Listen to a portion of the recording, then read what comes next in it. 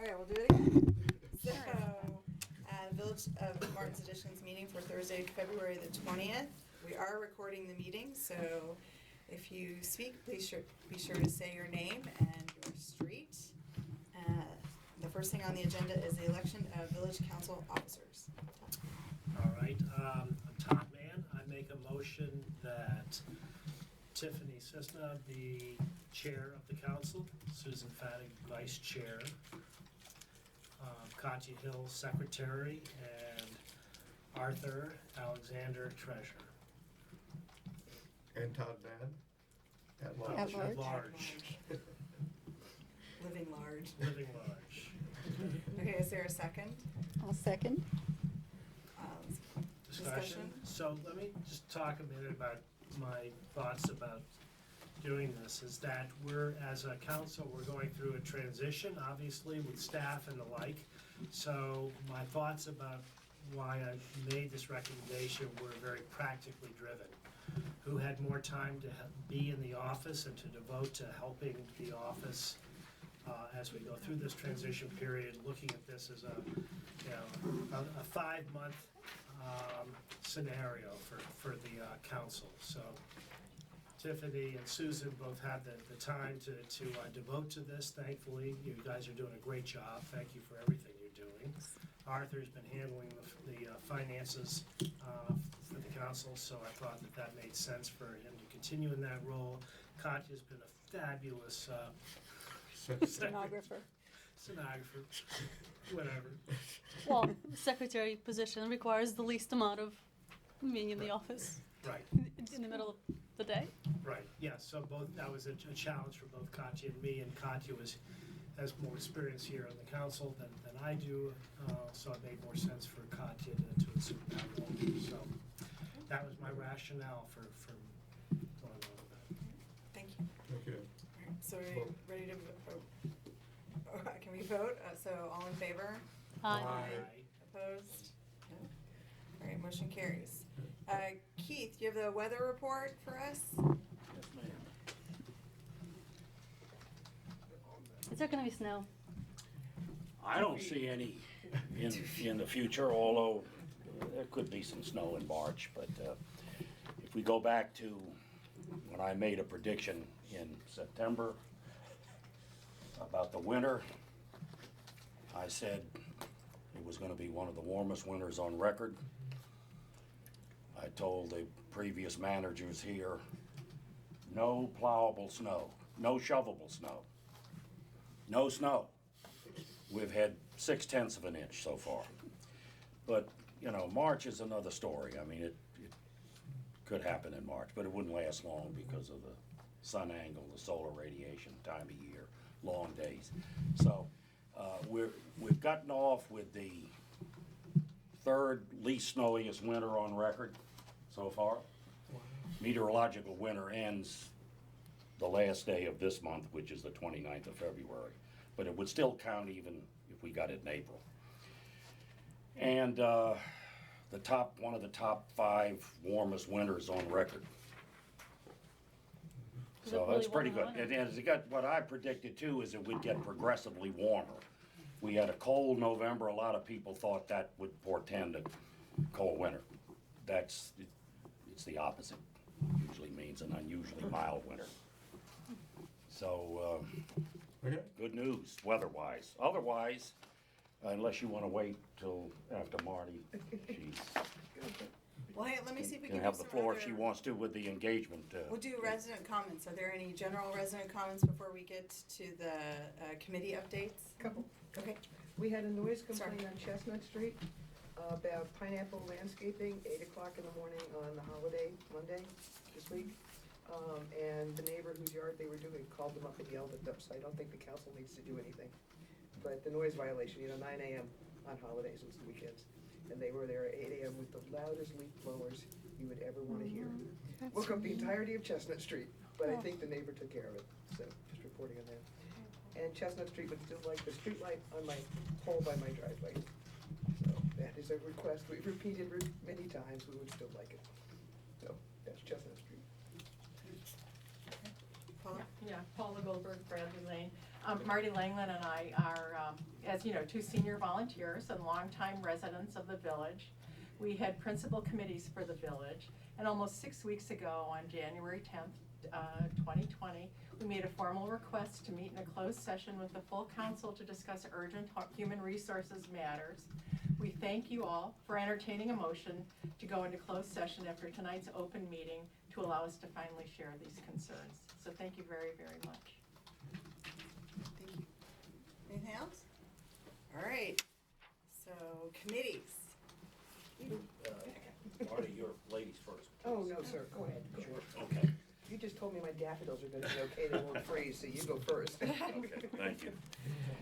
Okay, we're on target for the Village of Martin's Additions party at La Ferme Restaurant Sunday, March the 1st, 4:30 p.m. to 6:30 p.m.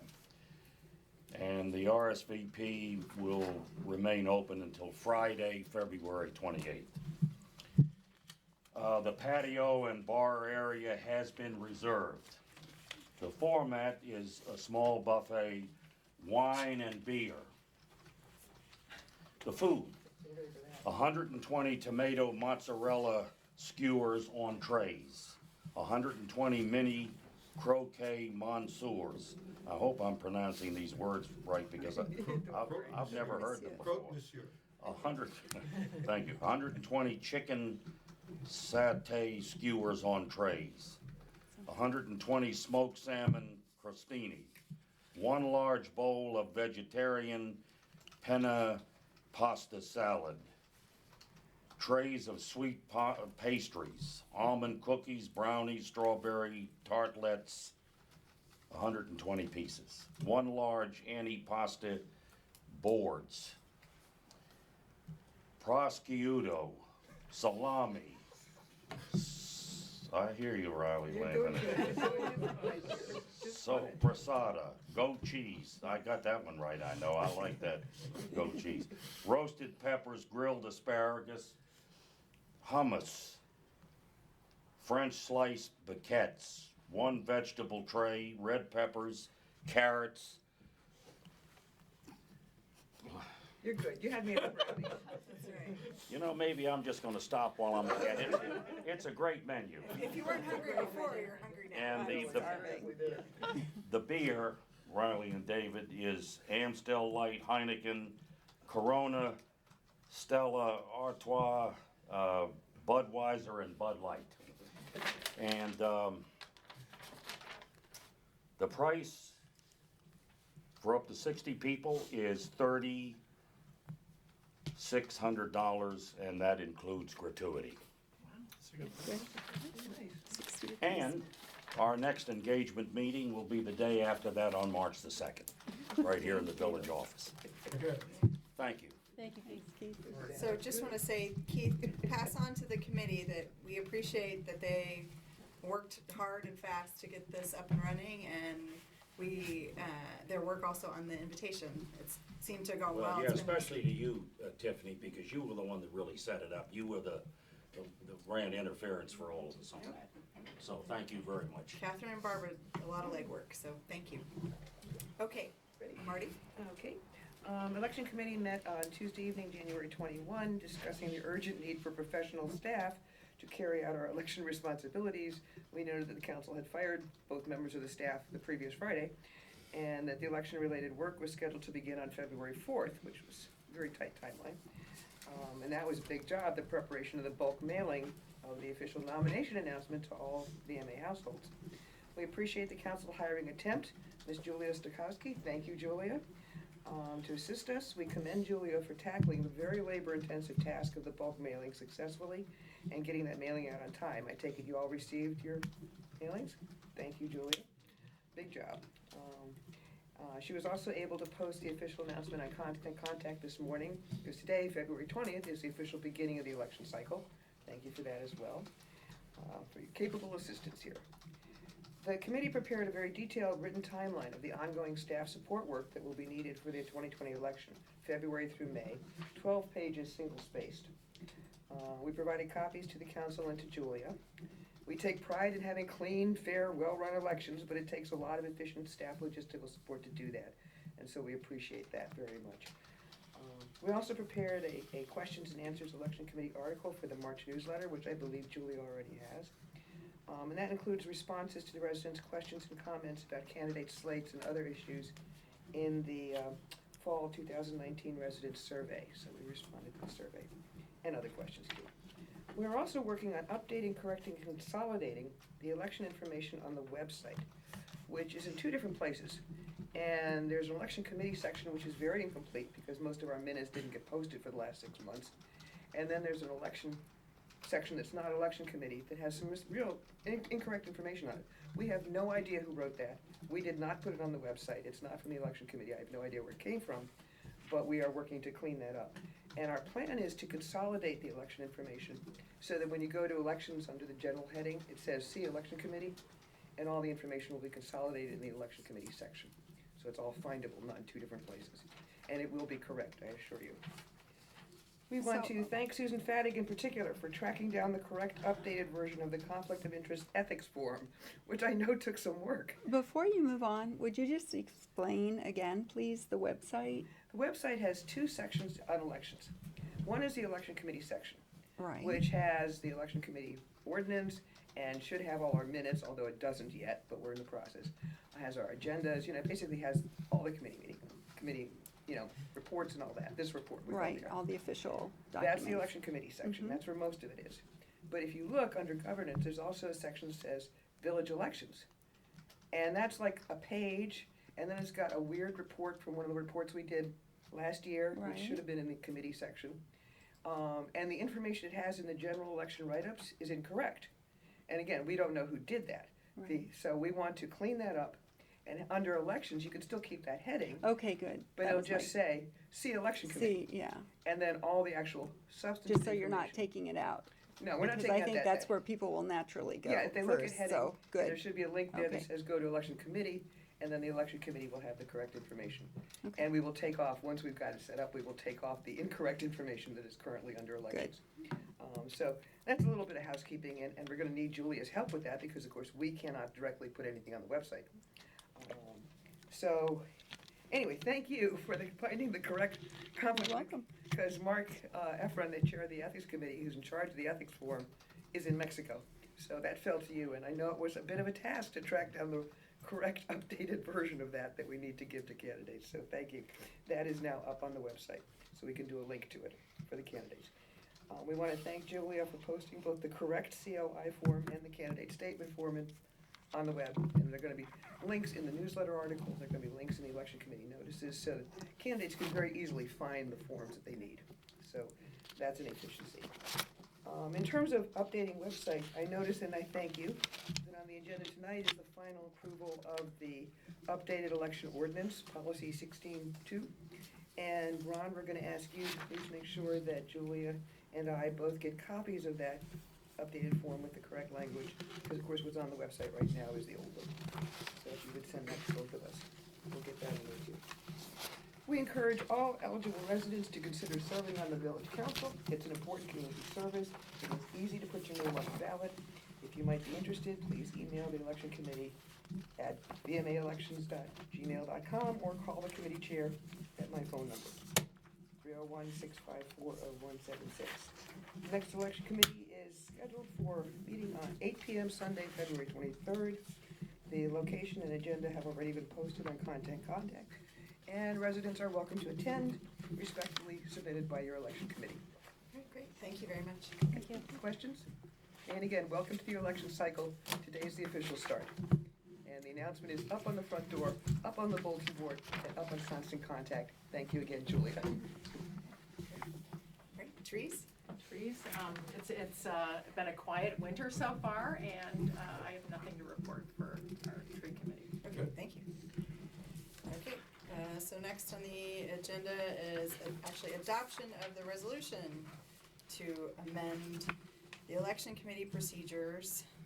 This is number 2019-12-1 and accompanying policy amendment 2019-12-2.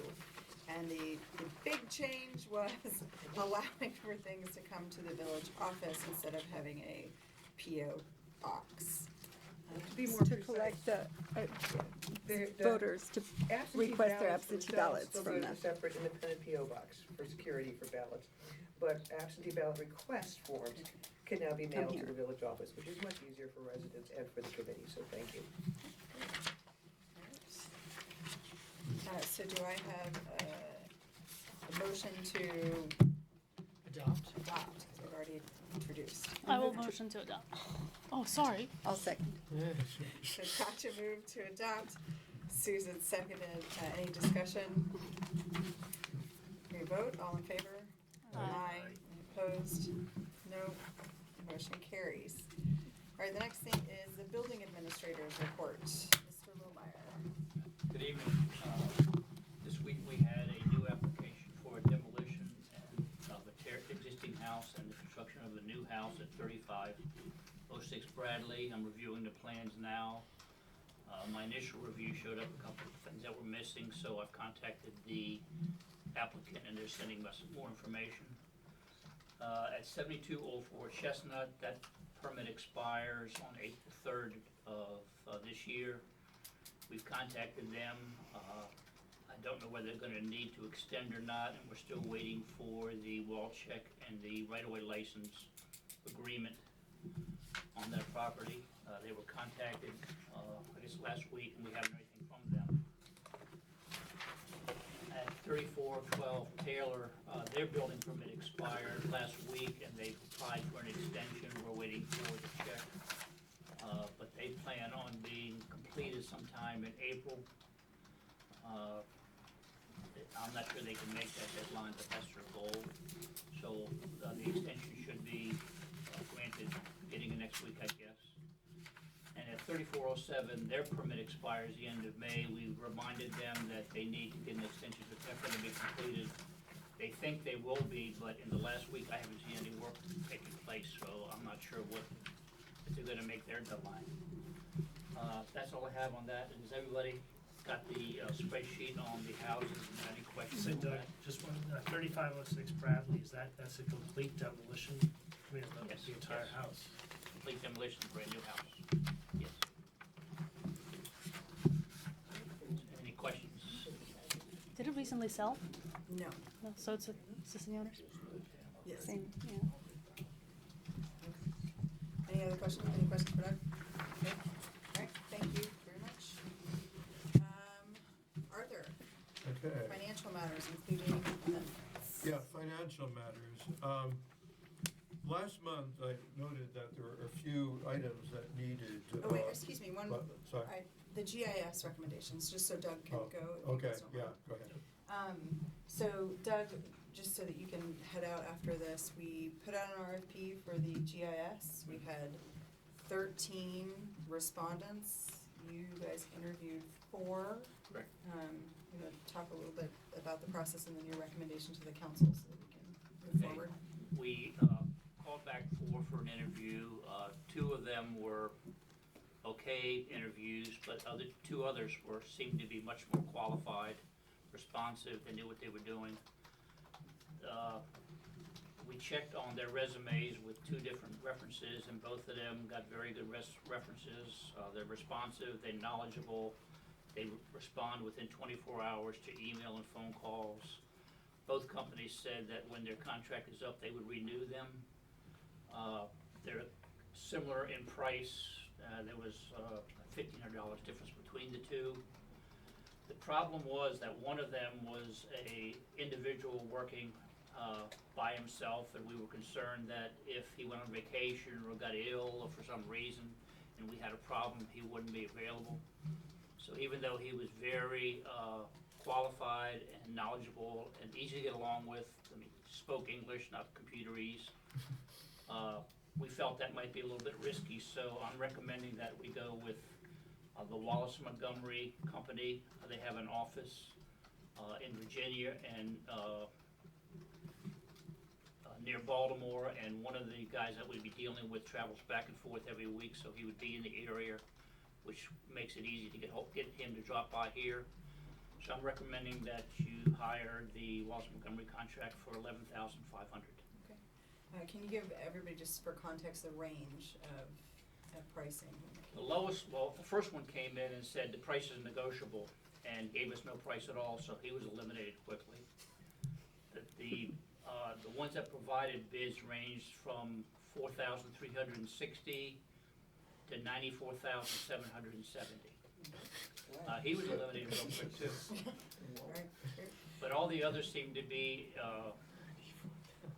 well, in the range of anywhere from $5,000 to $15,000. So Wallace Montgomery was right about the middle.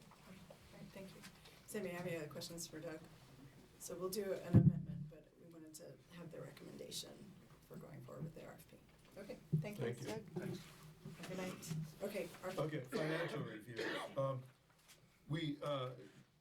In the course of the month, we had a full-scale budget review, looking at the budget for next year, and also looking at our spending and revenues coming in this year.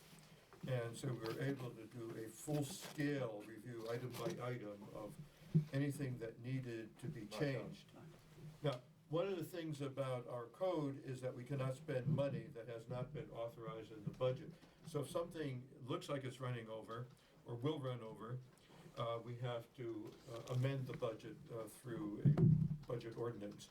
And so I have a list of items here. I want to go over some of the things that stand out. One is information technology, a new item. We never had a specific budget for that. It already had always in the past gone under furniture and equipment. Because I guess when somebody was buying a computer, they said, well, what is this? Well, it's kind of furniture and equipment. When we got an expert in here to update our systems and everything, there was just nothing. The guy was not in furniture, he wasn't in equipment, it was a software and systems analyst. And so we split out information technology, gave it a whole separate budget, and took a lot of money then out of the furniture and equipment. But this does mean we're adding $20,000 and subtracting $8,000 from the office and equipment. Now, I want to continue on this a bit because over the last 10, 15 years, our computer, the pieces of equipment have grown, the software has grown. We've gone from no online to dial-up modems to being on Verizon. We now have something like 5 computers in the office with modems and other bits of equipment. There was isolated bits of software scattered around on the different equipment. There were no shared files. Some files are on one pit, some files are on another. We brought in an advisor who started looking at this, and the more he looked, the more he saw there were things to be done to consolidate, to deal with security issues, and so that is ongoing, and there will probably be some more spending done in this area. And so that's $20,000 for this year that we have never broken out before. Other major items, there's 2 other items that we have not spent on before. Financial processes audit, and I'll talk about that in a minute, and the cybersecurity audit. We put out RFPs on both. Both of those are coming in. We are ready to make a decision on the financial processes audit. And so this is just the general review of what's been going on. As you look over the increases and decreases, you'll see that a number of items we're spending a lot less on than we had thought we would. And the decreases add up to more than the increases. And so I think we're in overall very good shape as a village going forward in our finances. If there's any questions on any specific items, we can address those. I just want to say thank you for doing the cybersecurity and financial processes audits because I have concerns. Good. Thank you very much for following up on that. All right, thanks, Okay. Arthur. So we need to have a budget, what is it, a motion? Motion to amend the. Motion to amend the budget, as stated here. I move to amend the budget as stated thusly. Second. All in favor? Aye. Opposed? All right, thank you, Arthur. Budget amended. It would be nice to have all of the data consolidated. That would be very helpful. Okay. The next thing on the agenda is the office report, just kind of an update on where we're going on a number of things. Maybe we'll start with Todd, if you want to give that, kick off the search and. Sure. So, our search process continues. We went out far and wide from the usual suspects, the municipal sites. I had just come off Leadership Montgomery, so I sent it out on their listserv. They posted it on their board. We went to Handshake. a bunch of sites. And I would say we got more than 10, somewhere between 10 and 15 applications. Some were just eliminated just by virtue of the fact that they came from very far away. Cape Town. Cape Town, which one? The commute, although the commute from Cape Town might be shorter than the commute down the Beltway for some, but that's another issue. I took the lead in doing the initial vetting. I came up with a series of questions to be applied on the call. Experience on budget processes, experience in contract management, experience in working with service providers, just enough to know whether they were worth meeting in person. Then I asked for writing samples also. I gave them two things. One is we have an election coming up. How would you notify the village? Secondly, we have a Halloween party coming up. How would you notify the village? Just to get a sense of whether they could write. And then I also asked them about, because they need to be our ambassador, I asked them what their experience was presenting in front of audiences. With all that, we wound up meeting with some we did via Skype, and most of them came in to meet with the council in person. And I would say we met with six.